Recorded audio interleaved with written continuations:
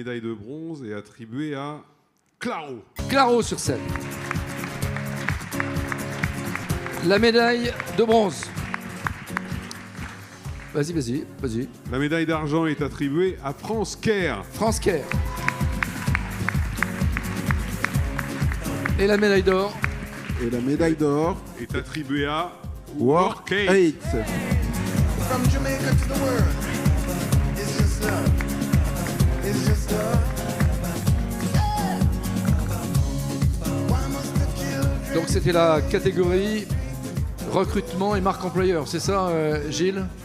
Alors Bonasser, pendant qu'ils arrivent, on va meubler un peu. On va meubler. Je chante pas aussi bien que Madame Léane. Mais si tu fais ça très bien. Marque employeur aujourd'hui, il faut faire quoi? Il faut communiquer sur les réseaux sociaux, il faut être branché. Il y a plein de choses, il faut surtout être crédible. Oui.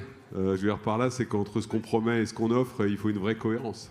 Ouais. Et ça, c'est pas toujours le plus facile sur la marque employeur. Donc, mais ça progresse. Oui. Donc ça va dans le bon sens. Oui. Séverine Noureau, Séverine, on a toujours dit que les DRH n'étaient pas des très grands communicants. Il va falloir qu'ils sortent de leur zone de confort. Oh, c'est des bons communicants quand même. Ils savent faire passer les choses et savent faire passer les messages. Mais c'est vrai qu'avec les nouvelles attentes aujourd'hui des candidats, ça les pousse un peu en dehors de leur zone de confort habituelle. Ouais. Très bien. Alors, Workate, sont-ils? Prenez un micro. Monsieur, mettez-vous au milieu. Merci beaucoup. Mettez-vous au milieu, monsieur. Voilà. Vous êtes venu avec votre collègue, votre associé? Le CEO, on est deux. Oui. Romain, Loïc, on est ravis. Oui. On est un petit peu en dehors du monde du RH parce qu'on vient du monde du pur digital et on a effectivement développé une plateforme où on considère qu'il est le plus important, c'est de rémunérer l'expertise, de faire en sorte que chacun soit capable de créer son expertise et de pouvoir être rémunéré sur cette expertise. Donc nous ne vendons pas de l'IA, nous vendons de l'expertise et nous vous proposons à tous, puisque nous sommes en open bêta, de vous mettre sur la plateforme et d'y aller et d'essayer de faire votre bilan de compétences et en même temps, vous faites en sorte de pouvoir entraîner... Et ça nous rapporte de l'argent. Ça vous rapporte de l'argent, effectivement. Oui. 70% des revenus reviennent à l'expert. C'est vraiment toute la différence de notre modèle. Donc nous, on remet vraiment l'humain au centre. Alors Benoît Serre, qui est assez exigeant, il est devenu comme un enfant, il a adoré cette solution. Pourquoi? Non, mais je ne suis pas le seul. Oui, je sais. Non, on était plusieurs. Mais non, on est plusieurs. J'ai adoré pour plein de raisons, mais la première, c'est que, c'est pas la première fois, mais à ce point-là, on valorise l'expérience des gens. Dieu sait si on a des problèmes avec les seniors dans notre pays. Eh bien, cette solution, elle démontre que l'expérience a une valeur. Et ça, c'est formidable. C'est la première fois. J'ai été fasciné. Non, mais de cette manière aussi intelligente, c'est sans doute une des premières fois que je vois ça. Donc, bravo. Et surtout, c'est un autre élément, si tu me permets, c'est que comme c'est l'expert qui nourrit son IA, tu n'as pas de normalisation par le bas. Tu n'as que de l'expertise par le haut. Donc, c'est vraiment un truc incroyable. Moi, j'ai adoré. On est plusieurs à avoir Peterson adoré, aussi l'a adoré. Mettez-vous face au public, Non, monsieur. Là. Vous êtes une star, là, ce soir. Alors, Peterson. Vous pouvez prendre des photos. Ce qu'on a beaucoup apprécié, c'est que c'était vraiment...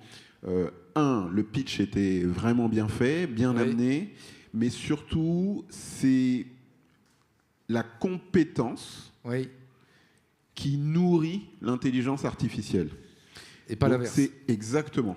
Donc l'IA est au service de la compétence, puisque l'agent ne peut être nourri que parce que l'humain lui transfère.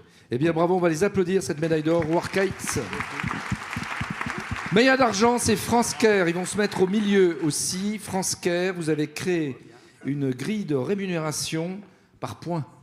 Oui, bonjour à tous. Magali, j'ai été directeur d'hôpital avant de créer France Kerr. Et France Kerr, en fait, on aide les gens à trouver un médecin traitant, préparer une hospitalisation, trouver un dermato, tout au long de la vie. En fait, on est là pour vous remettre dans le système de santé.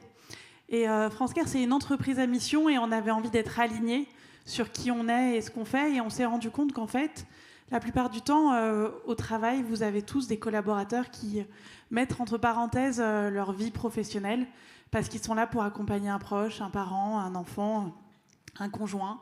Ils ont monté une entreprise, ça a ou pas marché, ils ont dû revenir dans le milieu du travail, ils ont été sportifs de haut niveau. Et toutes ces compétences qu'ils acquièrent tout au long de leur vie, le monde du travail ne les valorise pas, voire les pénalise. Voilà. Et en fait, on a essayé de construire une grille intelligente qui fait bien évidemment... On valorise la formation, la spécialisation et l'expérience, et c'est assez traditionnel.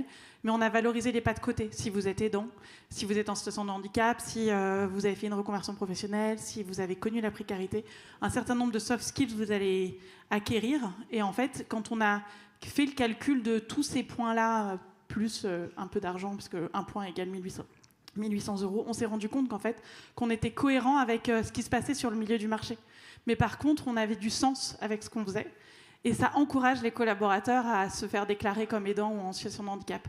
Alors, Caroline Juclin et Séverine ont vraiment adoré la solution. Pourquoi, Caroline ?